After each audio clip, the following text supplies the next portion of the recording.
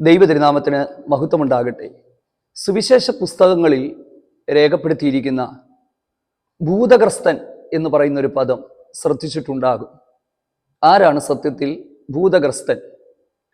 ഭൂതങ്ങളുടെ സ്വാധീനത്തിന് വിധേയനായ വ്യക്തിയെയാണ് ഭൂതഗ്രസ്തൻ എന്ന് പറയുന്നത്. ഈ പദപ്രയോഗം നമ്മൾ കാണുന്നത് സുവിശേഷ പുസ്തകങ്ങളിലാണ്. അപ്പോൾ ഇത്തരത്തിൽ ഭൂതങ്ങളാൽ സ്വാധീനിക്കപ്പെട്ട വ്യക്തികളിൽ ഉണ്ടാകുന്ന ചില ലക്ഷണങ്ങളുണ്ട്. ഇന്ന് ഈ തിരുവചന സന്ദേശത്തിലൂടെ അത് എന്തൊക്കെയാണ് എന്നുള്ളത് നാം ചിന്തിക്കുവാനായിട്ട് പോവുകയാണ്. ചിലർ പറയും അവർക്ക് ഭൂതമുണ്ട്, അവിടെ ഭൂതമാണ്, ഇത് ഭൂതമാണ് എന്നൊക്കെ. നമുക്ക് വചനത്തിൻ്റെ അടിസ്ഥാനത്തിൽ ഭൂതഗ്രസ്തരിൽ ഉണ്ടാകുന്ന ലക്ഷണങ്ങൾ എന്തൊക്കെയാണെന്നും അടുത്ത വീഡിയോയിൽ അതിൽ നിന്ന് രക്ഷപ്പെടുവാനായിട്ടുള്ള മാർഗങ്ങൾ എന്തൊക്കെയാണെന്നും ചിന്തിക്കാം. ഞാൻ കഴിഞ്ഞ ദിവസങ്ങളിൽ പറഞ്ഞിരുന്നു, കർത്താവായ യേശുക്രിസ്തു ഭൂതഗ്രസ്തരെ സൗഖ്യമാക്കിയിട്ടുണ്ട്, ഭൂതങ്ങളോട് സംസാരിച്ചിട്ടുണ്ട്, പുറത്തു പോകാൻ കൽപ്പിച്ചിട്ടുണ്ട്. അതിനെ ഒരു വലിയ ഗൗരവമായ വിഷയമായി കണ്ടു തന്നെ കർത്താവ് ഇടപെട്ടിട്ടുണ്ട്. സുവിശേഷം പ്രസംഗിക്കുവാനായിട്ട് തൻ്റെ ശിഷ്യന്മാർ പോകുമ്പോൾ അവർക്ക് ഭൂതങ്ങളെ പുറത്താക്കുവാനും രോഗികളെ സൗഖ്യമാക്കുവാനും അധികാരം നൽകി കൊടുത്തു എന്ന് നമ്മൾ കാണുന്നുണ്ട്. അപ്പോൾ തീർച്ചയായും ഈ കാര്യത്തിൽ നിന്നുള്ള ഒരു യഥാർത്ഥമായ വിടുതലും വിമോചനവും പ്രാപ്യമാകേണ്ടതായിട്ടുണ്ട്. ഈ സന്ദേശം കേട്ടുകൊണ്ടിരിക്കുന്ന ആരെങ്കിലും പ്രിയപ്പെട്ടവർ ഏതെങ്കിലുമൊക്കെ സാഹചര്യത്തിലൂടെ പോകുന്നുണ്ടെങ്കിൽ ഈ വചനം വെച്ച് നിങ്ങളൊന്ന് പരിശോധിക്കുക. ഭൂതഗ്രസ്തനിൽ നമ്മൾ ശ്രദ്ധിച്ചാൽ ആ വ്യക്തിയിൽ ശാരീരികവും മാനസികവുമായിട്ടുള്ള മാറ്റങ്ങൾ നമുക്ക് കാണാനായിട്ട് പറ്റും. ശരീരം കൊണ്ട് നിരന്തരമായി രോഗങ്ങളാൽ പീഡിപ്പിക്കപ്പെടുകയും മാനസിക മണ്ഡലങ്ങളിൽ വിഷാദം, അതുപോലെ തന്നെ ഉന്മാദം, ജീവിക്കാൻ താല്പര്യമില്ലാത്ത അവസ്ഥകൾ, ഒറ്റപ്പെടലുകൾ, ഏകാന്തതകൾ, കൂടുതലായി നെഗറ്റീവായ ചിന്തകൾ, ഇങ്ങനെയൊക്കെയുള്ള കാര്യങ്ങൾ ഭൂതഗ്രസ്തനിൽ നമുക്ക് കാണാനായിട്ട് പറ്റും. മാനസികമായ സംഘർഷങ്ങൾ അല്ലെങ്കിൽ ഭ്രാന്ത്, ഇത് എല്ലാം ഭൂതബാധയാണെന്ന് പറയാനും കഴിയില്ല. ഞാൻ ഈ ഒരു വീഡിയോയിലൂടെ നിങ്ങളോടൊന്ന് എക്സ്പ്ലെയിൻ ചെയ്യുവാനായിട്ട് ശ്രമിക്കുകയാണ്. കർത്താവായ യേശു ക്രിസ്തുവിൻ്റെ പരസ്യ ശുശ്രൂഷ കാലഘട്ടങ്ങളിൽ നമ്മൾ ഒരുപാട് ഭൂതബാധിതരെ യേശു സൗഖ്യമാക്കിയതായിട്ട് കണ്ടിട്ടുണ്ട്. സുവിശേഷകന്മാര് ഭൂതബാധയെയും രോഗബാധയെയും പ്രത്യേകം വേർതിരിച്ച് പറയുന്നത് നമുക്ക് കാണാനായിട്ട് പറ്റും. അതുകൊണ്ട് രോഗങ്ങളെല്ലാം ഭൂതബാധിതരിൽ ഉണ്ടാകുന്നതാണ് എന്ന് നമുക്ക് ചിന്തിക്കാനും കഴിയുകയില്ല. ഇത് രണ്ട് കാര്യങ്ങളാണ്. ഇപ്പൊ നമുക്ക് എങ്ങനെയാണ് ഈ ഒരു കാര്യത്തെ മനസ്സിലാക്കാനായിട്ട് പറ്റുന്നത്? ഞാൻ കഴിഞ്ഞ ദിവസങ്ങളിൽ പറഞ്ഞു, ഈ ഭൂതാത്മാക്കൾ എന്ന് പറയുന്നത് ഒരു ശരീരം തേടി നടക്കുന്നവയാണെന്ന് നമുക്ക് മനസ്സിലാക്കാനായിട്ട് പറ്റും. സാത്താനെ കുറിച്ച് പോലും അല്ലെങ്കിൽ പിശാചിനെ കുറിച്ച് പോലും പറയുന്ന സ്ഥലങ്ങളിൽ അങ്ങനെ ഒരു വാസത്തിനായി ശരീരം തേടി നടക്കുന്നത് നമുക്ക് കാണാനായിട്ട് പറ്റുന്നില്ല. സത്യത്തിൽ ഈ ഒരു ഭൂതാത്മാക്കളാണ് ഒരു ശരീരം തേടി നടക്കുന്നത്. ഗദരദേശത്തെ ഭൂതഗ്രസ്തനെ നിന്ന് പുറത്താക്കപ്പെട്ടതിന് ശേഷം പന്നികളിലേക്കെങ്കിലും ഞങ്ങളെ പോകാനായിട്ട് സമ്മതിക്കണമെന്ന് അല്ലെങ്കിൽ അനുവാദം തരണമെന്ന് അവർ യേശുവിനോട് അപേക്ഷിക്കുന്നതായിട്ട് നമുക്ക് കാണാനായിട്ട് പറ്റും. അപ്പം ശരിക്കും പറഞ്ഞാൽ ഒരു വ്യക്തിയില് ഒരു ഭൂതം ഒരു വ്യക്തിയിലേക്ക് പ്രവേശിച്ചാൽ ആ വ്യക്തിയെ ഭൂതം നിയന്ത്രിക്കുന്നത് നമുക്ക് മനസ്സിലാക്കാനായിട്ട് പറ്റും. പിന്നീട് ഭൂതത്താൽ പിടിക്കപ്പെട്ട അല്ലെങ്കിൽ ഭൂതത്താൽ സ്വാധീനിക്കപ്പെടുന്ന വ്യക്തിയുടെ ചിന്തകളും കാഴ്ചപ്പാടും സംസാരങ്ങളും എല്ലാം ഭൂതത്തിൻ്റെതായി മാറുകയാണ്. അതാണ് ഇതിൻ്റെ അകത്ത് നമ്മൾ മനസ്സിലാക്കേണ്ടുന്ന ഒരു കാര്യം. അപ്പം ഞാൻ പറഞ്ഞു, മാനസികമായ സംഘർഷങ്ങൾ, പിരിമുറുക്കങ്ങൾ, രോഗങ്ങളെല്ലാം ഭൂതങ്ങൾ കൊണ്ടുവരുന്നവയാകണമെന്നില്ല. എന്നാൽ ഭൂതാത്മാക്കളാൽ പിടിക്കപ്പെട്ട വ്യക്തികളിൽ കഠിനമായ വിട്ടുമാറാത്ത രോഗങ്ങൾ ഉണ്ടാകും. അത് ചികിത്സയിൽ ഫലമില്ലാതെയും അതുപോലെ തന്നെ ചിലപ്പോൾ ടെസ്റ്റുകളിൽ പോലും തെളിയപ്പെടാതെയും ഒക്കെ തുടർന്നു പോകുമ്പോൾ അത് ഭൂതത്താൽ അല്ലെങ്കിൽ ഭൂതാത്മാവിനാൽ ഉള്ളതാണെന്നുള്ള ഒരു കാര്യത്തിലേക്കാണ് നമ്മൾ എത്തുന്നത്. എനിക്ക് ധാരാളം അനുഭവങ്ങൾ ഈ സഭാ ശുശ്രൂഷയുമായിട്ട് ബന്ധപ്പെട്ട് ഈ ഒരു കാര്യത്തിലുണ്ട്. ഇതൊരു സമൂഹ മാധ്യമമായതുകൊണ്ട് എനിക്ക് ഈ ഒരു കാര്യത്തിൻ്റെ അകത്തെല്ലാം തുറന്നു പറയാനായിട്ട് കഴിയാത്തത് കൊണ്ടാണ് ഞാൻ ആ ഒരു മേഖല വിട്ട് നിങ്ങളുമായിട്ട് സംസാരിക്കുന്നത്.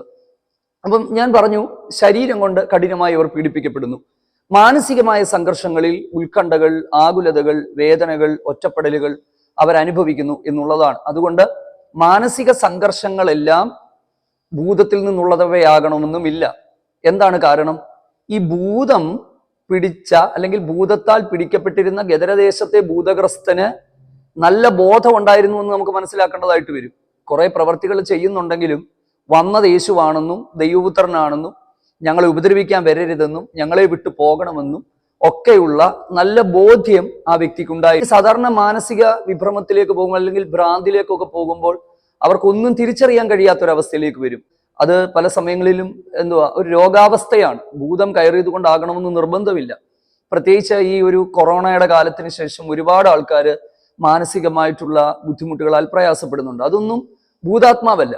അപ്പം ഞാൻ മുൻപോട്ട് പോകുമ്പോൾ ഞാൻ ഇതിനെക്കുറിച്ച് പറയുന്നത് നമ്മൾ ഒന്ന് കൃത്യമായിട്ടൊന്ന് മനസ്സിലാക്കാനായിട്ടാണ്. ഞാൻ നിങ്ങളിലേക്ക് ഇത് കമ്മ്യൂണിക്കേറ്റ് ചെയ്യാനായിട്ട് പറ്റുമോ എന്ന് എൻ്റെ മനസ്സിൻ്റെ അകത്തൊരു ഒരു സംശയമുണ്ട്.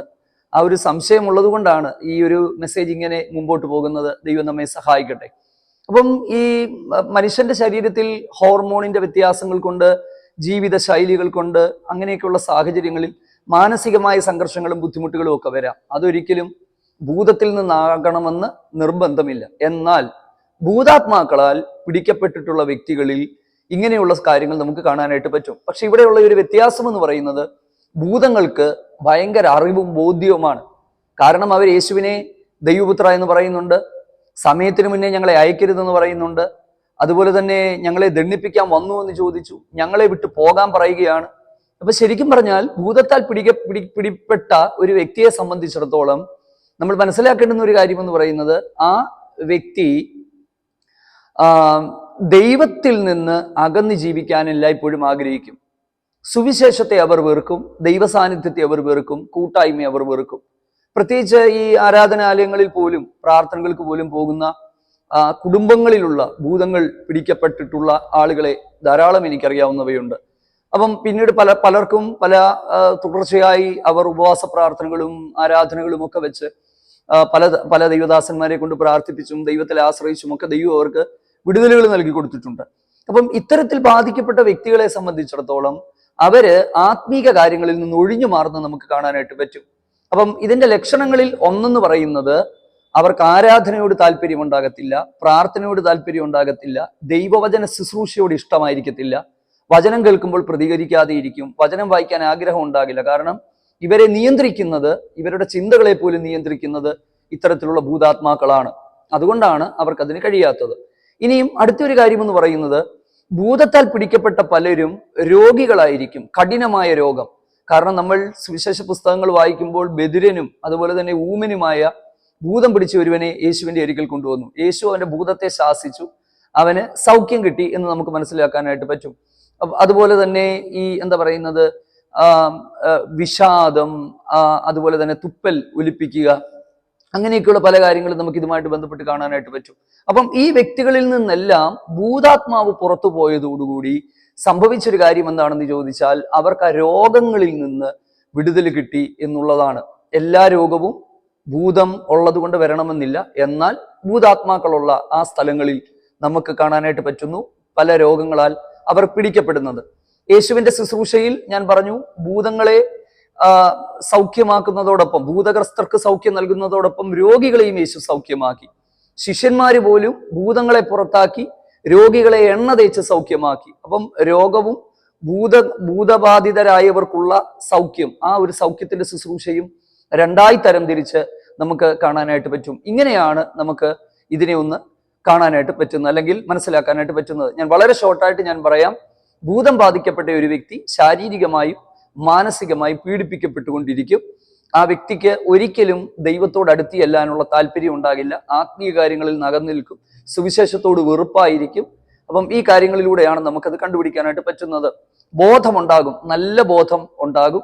നന്നായിട്ടറിയാം, യേശുവിന്റെ ശിഷ്യന്മാർക്ക് പോലും യേശു ആരാണെന്ന് മനസ്സിലാകാതിരുന്നപ്പോൾ ഭൂതഗ്രസ്തർക്ക് യേശുവിനെ മനസ്സിലായെന്നുള്ളതാണ് ഏറ്റവും രസകരമായ കാര്യം. അപ്പൊ നമ്മളെക്കാട്ടിലൊക്കെ നന്നായിട്ട് ഭൂതത്തിന് ഈ ഒരു കാര്യം അറിയാം എന്നുള്ളത് നമ്മൾ മനസ്സിലാക്കുക. ഇതാണ് പ്രത്യക്ഷമായ ഒരടയാളം എന്ന് പറയുന്നത്. ഇത് വചനത്തിന്റെ വെളിച്ചത്തിൽ അവരവർ തന്നെ കണ്ടുപിടിക്കുക, അല്ലെങ്കിൽ ഒരു പ്രത്യേക സാഹചര്യത്തിൽ പോകുന്നെങ്കിൽ ദൈവദാസന്മാരെയോ വചനമറിയാവുന്നവരെയൊക്കെ വിളിച്ചിരുത്തി പ്രാർത്ഥിച്ച് ഇതിന്റെ കൃത്യമായ കാരണം കണ്ടുപിടിക്കുക. ചിലത് രോഗമാകാം, ചിലത് ഭൂതബാധയാകാം എന്നുള്ളതാണ് ഒന്നാമത്തേത്. അടുത്തത് രണ്ടാമത്തെ ഒരു കാര്യം എന്ന് പറയുന്നത്, ഈ ഭൂതം ബാധിച്ച അല്ലെങ്കിൽ ഈ അശുദ്ധാത്മാക്കൾ ബാധിച്ച വ്യക്തികളാണ് ശരിക്കും പറഞ്ഞാൽ അവര് ഭയങ്കര സ്വപ്നവും ഈ പറഞ്ഞ വെളിപ്പാടുകളും ഇതുപോലത്തെ സംഭവങ്ങളൊക്കെ പറയും. പക്ഷെ അതൊരിക്കലും ദൈവത്തിൽ നിന്നുള്ളതാകില്ല. അതിന്റെ തെളിവ് ഞാൻ പറയാം നിങ്ങളോട്. അപ്പോസ്തല പ്രവൃത്തി 16-ാം അധ്യായത്തിന്റെ 16 മുതലുള്ള വാക്യങ്ങളിൽ നമ്മൾ നോക്കുമ്പോൾ അപ്പോസ്തലനായ പൗലോസും തന്റെ കൂടെയുള്ളവരുടെ ശുശ്രൂഷയില് ഒരു വെളിച്ചപ്പാടത്തിക്കാരിയായ ഒരു സ്ത്രീ ഉണ്ടായിരുന്നു. അവള് പൗലോസിനെയും കൂടെയുള്ളവരെയും നോക്കിയിട്ട് പറയുകയാണ്, ഇവർ അത്യുന്നതനായ ദൈവത്തിന്റെ ദാസന്മാർ, രക്ഷാമാർഗം നിങ്ങളോട് അറിയിക്കുന്നവർ. ഒന്നല്ല, പല ദിവസം അവൾ അത് ചെയ്തു എന്നുള്ളതാണ്. സത്യമല്ലേ? തെറ്റൊന്നും പറഞ്ഞില്ല, കള്ളത്തരമൊന്നും പറഞ്ഞില്ല. അപ്പം പല നാൾ ഇത് കണ്ടപ്പോൾ പൗലോസ് മുഷിഞ്ഞു, അവളിലുള്ള ഭൂതത്തെ ശാസിച്ചു. ആ ഭൂതം അവളെ വിട്ടുപോയി. അപ്പം ഈ ശരിക്കും പറഞ്ഞാൽ ഈ ഭൂതാത്മാക്കൾ ഉള്ളത് കൊണ്ട് എന്ത് ചെയ്യാനായിട്ട് പറ്റും? ഈ പറഞ്ഞതുപോലെ വെളിപ്പാട്, പിന്നെ ശരിക്കും പറഞ്ഞാൽ ശരിയായ ഒരു പ്രവചനത്തിന്റെ ഡ്യൂപ്ലിക്കേറ്റ് പ്രവചനങ്ങൾ. ഡ്യൂപ്ലിക്കേറ്റ് പ്രവചനം എന്ന് പറഞ്ഞാൽ ദൈവത്തിന്റെ ആത്മാവിൽ ആശ്രയിച്ചിട്ടല്ലാത്ത പ്രവചനങ്ങൾ. ആ പ്രവചനങ്ങളും വളരെ കൃത്യമായിരിക്കും. അപ്പം ഇങ്ങനെ ചില കാര്യങ്ങൾ ചെയ്യുന്നത് നമുക്ക് കാണാനായിട്ട് പറ്റും. പ്രത്യേകിച്ച് അതെല്ലാ തരത്തിലുമുണ്ട്.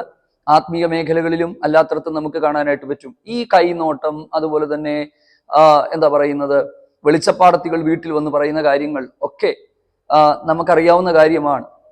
എത്ര സത്യസന്ധമായിട്ട് നമ്മൾ ഈ ഒരു കാര്യത്തെ കാണുന്നുണ്ടല്ലേ? അപ്പൊ നമ്മൾ ചിന്തിക്കും, അയ്യോ, പ്രാർത്ഥിക്കുന്നവർക്ക് പോലും വെളിപ്പെടാത്ത കാര്യം അവർക്ക് വെളിപ്പെടുന്നുണ്ടല്ലോ എന്നൊക്കെ. കാരണം എൻ്റെ വീട്ടിൽ ഇതൊന്നും അറിയാത്ത ഒരു വെളിച്ചപ്പാടത്തി ഒരിക്കൽ വന്നിട്ട് ഞങ്ങളുടെ വീടിനെ കുറിച്ച് കുറച്ച് കാര്യങ്ങൾ പറഞ്ഞു. പിന്നീട് ഞങ്ങളുടെ അമ്മ പറഞ്ഞു, ഇനി കൂടുതലൊന്നും സംസാരിക്കണ്ട. അപ്പൊ പറഞ്ഞ അമ്മ കുറച്ച് ചോറ് തരണമെന്ന് പറഞ്ഞു. അവർക്ക് ചോറ് കൊടുത്തു, വെള്ളമൊക്കെ കൊടുത്തു, പൊക്കോളം പറഞ്ഞു. നിങ്ങൾ ഇനി ഒന്നും പറയണ്ട എന്ന് പറഞ്ഞു. നമ്മൾ ഒരിക്കലും ഇതിനെ പ്രൊമോട്ട് ചെയ്യരുത്. നമ്മൾ നമ്മുടെ വാതിലുകൾ, ജീവിതത്തിന്റെ വാതിലുകൾ തുറന്നിട്ട് ഒരിക്കലും ഇതിനെ നമ്മൾ സ്വീകരിക്കാനായിട്ട് പാടില്ല എന്നുള്ളതാണ്. അപ്പം ഈ ഇത്തരത്തിലുള്ള എന്താ പറയുന്നത്, ലക്ഷണം പറയുന്നവർ, ഇതിന്റെ എല്ലാം പിന്നിൽ പ്രവർത്തിക്കുന്നത് ഭൂതാത്മാക്കൾ തന്നെയാണ്. അതാണ് മറ്റൊരു ലക്ഷണം എന്ന് പറയുന്നത്.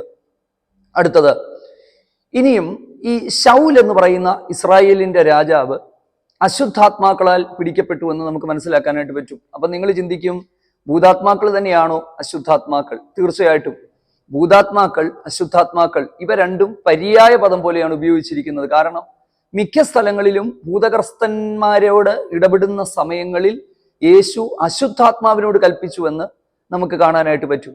അപ്പം എന്തുകൊണ്ടാണ് ഈ അശുദ്ധാത്മാക്കൾ എന്ന് പറയുന്ന ഒരു പദം ഉപയോഗിക്കുന്നത്? നിങ്ങൾ ചിന്തിച്ചിട്ടുണ്ടോ? ഞാൻ അതിനെക്കുറിച്ച് പറയാം. അശുദ്ധമാണ് അവയുടെ പ്രവൃത്തികൾ, ഹീനവും മ്ലേച്ഛവുമാണ് അവയുടെ പ്രവൃത്തികൾ. ഒരു വ്യക്തി ഈ അശുദ്ധാത്മാക്കളാൽ പിടിക്കപ്പെട്ടാൽ അവന്റെ ചിന്തയും അവന്റെ പ്രവൃത്തികളും ഏറ്റവും മ്ലേച്ഛതയുള്ളതായി തീരും.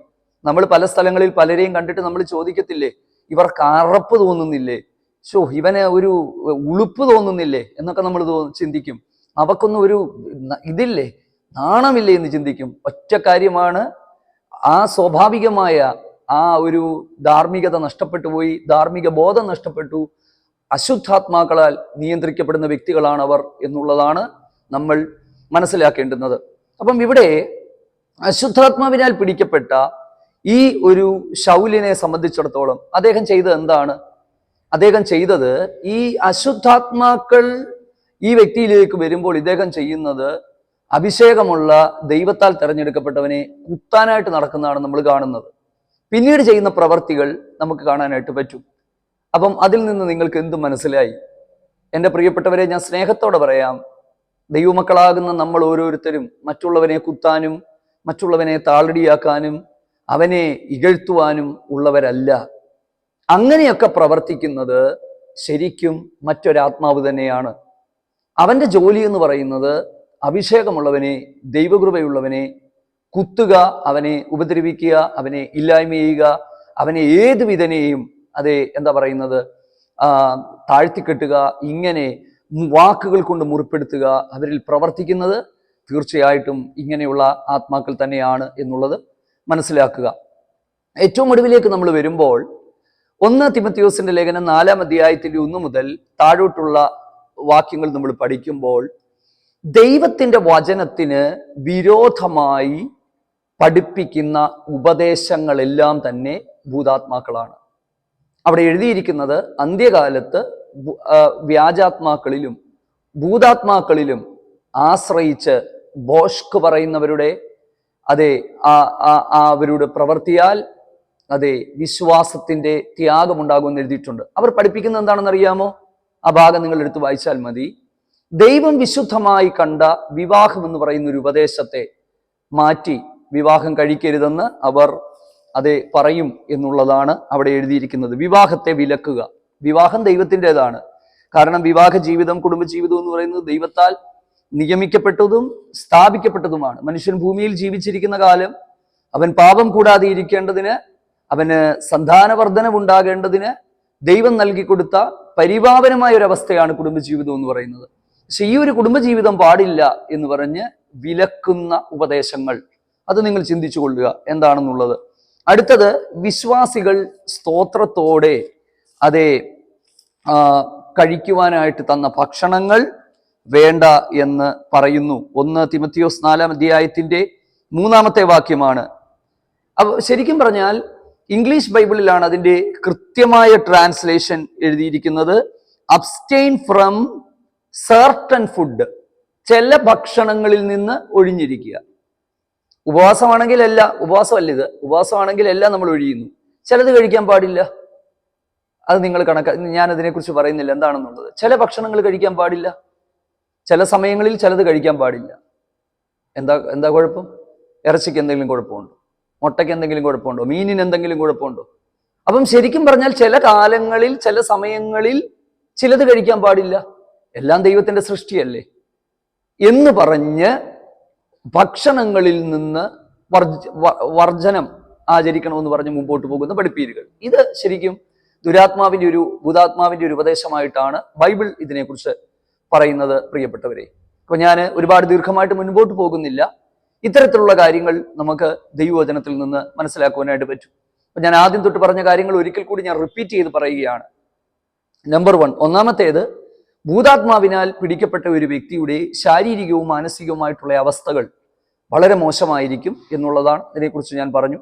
രണ്ടാമത്തേത്, ഇത്തരത്തിലുള്ള വെളിച്ചപ്പാടന്മാർ അല്ലെങ്കിൽ എന്താ പറയുന്നത്, ഈ സമയങ്ങളും ലക്ഷണങ്ങളും കാലങ്ങളും ഒക്കെ പറയുന്നവർ വളരെ സൂക്ഷിക്കണം. ഇന്നത്തെ കാലത്ത് ആത്മീയ ലോകത്തിലും അല്ലാത്തടത്തും എല്ലാം ഇത് ധാരാളമുണ്ട് എന്ന് മനസ്സിലാക്കണം. ഒരുപക്ഷെ ഓക്കെ, ഞാൻ അതിലേക്ക് പോകുന്നില്ല, ഞാനതങ്ങ് വിടുകയാണ്. അപ്പം അത് നമ്മൾ മനസ്സിലാക്കുക. 3, കുത്താനായിട്ട് പോകുന്ന ഈ അവസ്ഥകളെ കുറിച്ച് ഞാൻ പറഞ്ഞല്ലോ. നാലാമത്തേത്, ഞാൻ വിശ്വാസികൾ സ്തോത്രത്തോടെ കഴിക്കുവാനായിട്ട് ദൈവം കൊടുത്ത ചില ഭക്ഷണങ്ങളെ വർജിക്കണമെന്ന് പറയുന്ന പഠിപ്പീരുകൾ.